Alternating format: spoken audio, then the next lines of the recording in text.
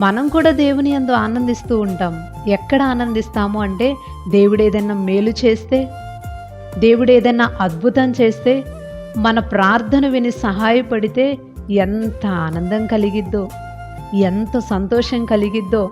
నేను ఇట్లా అడిగానో లేదో దేవుడు ఎంత గొప్ప కార్యం చేశాడు. నేను ఇలా వచ్చి ప్రార్థన చేసుకున్నానో లేదో దేవుడు ఎంత అద్భుత కార్యాన్ని చేశాడు.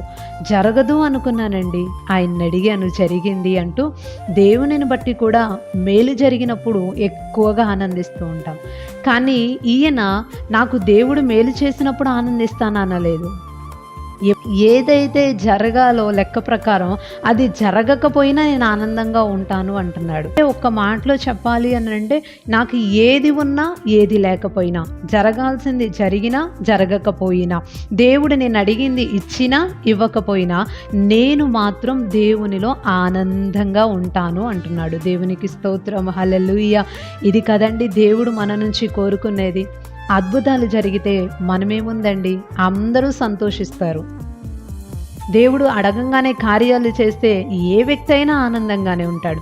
కానీ దేవుడు మన నుంచి ఏం కోరుకుంటాడు అనంటే, నేను కార్యము చేసినా చేయకపోయినా నా దేవునిలో నేను ఉంటాను, నా దేవునిని బట్టి నేను సంతోషిస్తాను అన్న వ్యక్తులే దేవుడికి కావాలి.